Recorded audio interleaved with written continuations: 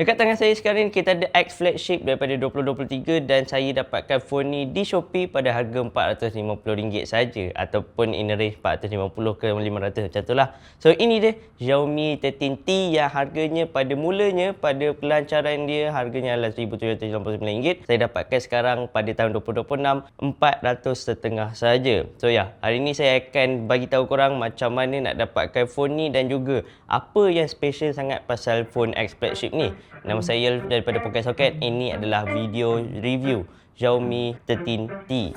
So let's go. So kita start off dulu dengan cara saya dapatkan. So yes, saya beli ni dekat Shopee. And kalau kata korang godik-godik betul-betul, korang boleh je cari Shopee punya account ni. Nama dia Trady, iaitu dia adalah satu company di mana korang boleh trade in korang punya phone dan juga korang boleh juga beli phone yang second hand dan juga brand new dekat diorang punya website tu lah. Ataupun kalau kata korang pergi kat Shopee, dia dah ada juga phone second yang harga yang agak murah. And also dia pun ada buat live stream yang di mana korang boleh je tengok untuk dapatkan lagi voucher Shopee Live punya reward. So yes, itu cara untuk dapatkan phone ni dengan harga murah lah. Macam mana saya dapat phone ni dengan harga yang murah? Kalau kata dekat diorang punya account tu, account diorang ada dua jenis Xiaomi 13T tau. Satu yang tak ada masalah, dia nampak well used, and also dia tak ada apa-apa masalah in term of like macam screen dia, bateri dia. Macam saya beli yang ada minor defect ataupun ada major issue. Yes, phone ni saya boleh cakap semua okey. Dari segi dia punya body, saya boleh cakap very cantik, tak nampak macam dia ada major issue langsung. Tapi dia punya screen saja dia ada burn. Tapi burn tu tak adalah nampak sangat. Dia nampak, tapi kalau kata korang biarkan saja macam saya tak adalah se-OCD macam saya nak screen yang memang betul-betul tak ada burn. Sebab kalau kata korang tengok kat phone ni, korang boleh nampak yang dia tak nampak sangat dia punya burn kalau kata korang tak buka app warna putih ataupun buka something warna putih lah, senang cerita.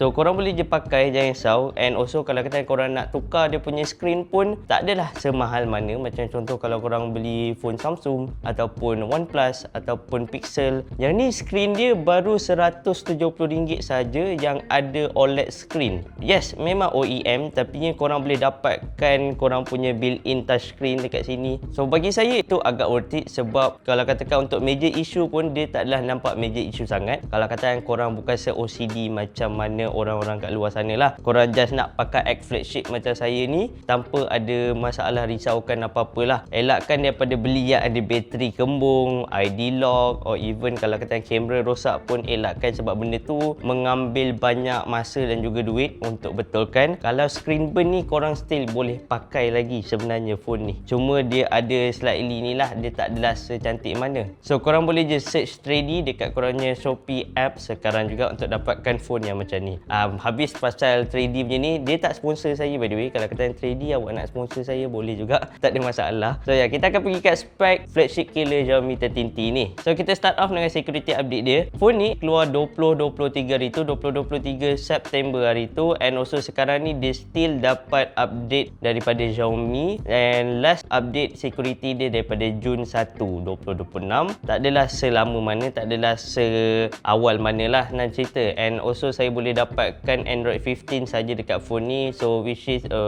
bad things lah juga sebenarnya. Tapi saya boleh cakap Android 15 pun dah okey saja, jangan risau. Dia pakai HyperOS 2.0 instead of 3.0 sekarang ni. Kalau kata korang beli Xiaomi 13T Pro, korang boleh dapat HyperOS 3.0.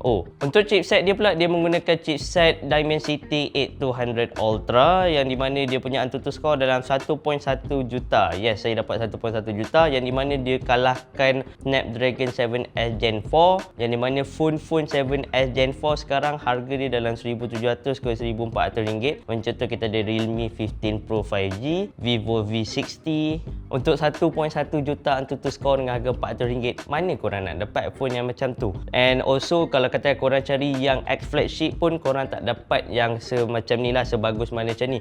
Sebab dekat dalam ni dia ada juga cooler, dia ada orang panggil stainless steel VC macam tu untuk dia punya cooling system, yang di mana saya main game, tentu saya main ML 6 jam phone ni still 40 ke 50 Celsius saja. Dia tak naik sampai 80 Celsius, which is dia punya bahang tu actually bahayalah. Saya boleh cakap yang saya dah pulun, saya dah teksa phone ni dalam sehari dua macam ni sebab saya baru dapat phone ni sebenarnya. And saya boleh cakap yang memang efektif jugalah dia punya VC cooling tu So korang tak ada masalah kalau kata instead of korang beli Sony Xperia 5 Mark IV ataupun korang beli yang mana-mana Snapdragon 888 punya phone lah semua tu. Dimensity 8200 Ultra ni agak suitable and also agak ni lah balance jugalah. Dia tak adalah temperature dia naik tertiba ataupun dia punya macam akan ada masalah ke apa ke, tak ada. Untuk skrin dia pula, dia menggunakan Crystalles 6.67 inci AMOLED screen display dan juga dia menggunakan 144Hz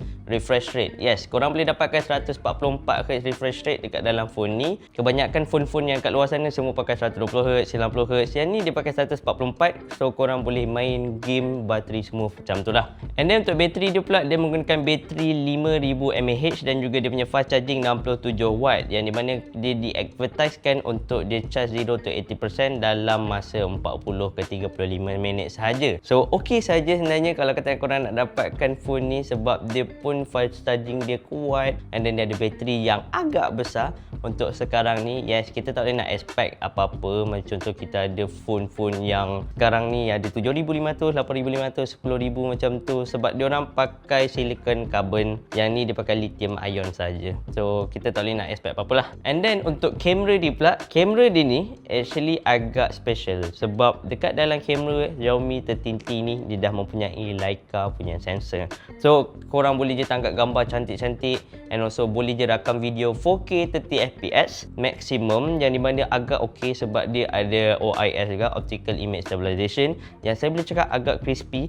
Leica punya lens tu memadai, dia tambah sikit dia sharpness dekat dalam gambar tu and also dia punya saturation dengan vibrant dia pun boleh nampak kat sini. Hijau dia hijau, langit dia biru-biru, and then hitam dia pun tak terlampau hitam sangat. And then apa yang paling saya suka lah, ini selalu saya membebel, selalu saya meroyan, iaitu speaker dia. Speaker dia ada dual speaker, dua stereo speaker daripada Dolby Atmos. So korang boleh je dengar lagu dengan tak ada masalah. Korang boleh je buka sikit, dia dah buka kuat dah, dia dah blast dekat muka korang macam tu. And also saya boleh cakap phone ni agak ringan. Kalau kata nak comparekan dengan phone-phone lain, saya rasa phone ni 180 ke 216 gram macam tu.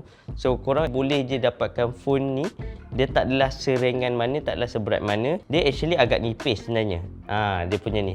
And then untuk build dia, ini special sebab apa tahu? Untuk warna black dan juga middle green, korang boleh dapatkan belakang dia glass. Tapi kalau kata korang beli macam saya punya color ni, Alpine Blue, korang boleh dapatkan sekali dengan BioComfort Vegan Leather. Yes, dia pakai leather daripada vegan. Saya tak tahu nak explain macam mana, tapi dia punya feeling agak sedap. Dia macam korang tahu macam handbag mahal and dia letak dekat phone ni. And apa yang saya suka lah, sebagai orang yang ada hydrosis, tangan berair macam tu lah, tangan berminyak macam tu, saya punya fingerprint tak melekat pun dekat phone ni belakang ni. So that's a win sebab saya kalau boleh saya tak nak pakai apa-apa casing lah dekat phone ni sebab warna biru ni actually dah cantik. Kalau saya pakai casing dia macam tak okey jugalah. Tapi cons dia adalah dia punya lens cap dia ataupun dia punya tempat lens ni besar sangat. So cap jari saya glue lah dekat dia punya tempat kamera ni sebab dia punya kamera agak besar. So untuk RM400 korang boleh dapatkan phone yang ada 144Hz, 5000mAh bateri, 67W fast charging, stereo speaker daripada Dolby Atmos and also Leica camera. So kalau katakan korang rasa 13T ni berbaloi untuk korang, korang boleh je cari dekat Shopee or even kat mana-mana second hand phone store yang ada dekat korang punya kawasan lah. Or even kalau katakan korang jumpa dalam 800 ke 700 pun dah memadai sebab harga dia pun agak okey. Dia still dapat security update lagi, jangan risau. Saya tahu kebanyakan orang yang tengok video saya ni tertanya-tanya security update actually ada ke tak kat phone tu. Alhamdulillah, saya boleh cakap phone ni still dapat lagi, tapi saya boleh cakap ni lah tahun terakhir dia untuk dapat security update sebab dah masuk tahun ketiga dia lah. So itu saja untuk hari ni. So kalau kata korang suka phone ni, korang boleh je leave like, share dan juga komen kat bawah ni korang punya experience pakai 13T. And even kalau katakan korang ada pertanyaan apa-apa, korang boleh je komen kat bawah ni. And saya lupa nak cakap dengan korang, saya ada TikTok channel untuk Pocket Socket. So korang boleh je search Pocket Socket My dekat korang punya TikTok and also follow lah. Saya mungkin akan buat balik TikTok punya video or even TikTok punya news punya artikel. So stay tune, jangan lupa untuk follow. So itu saja untuk hari ni. Nama saya daripada Pocket Socket. Assalamualaikum dan bye-bye.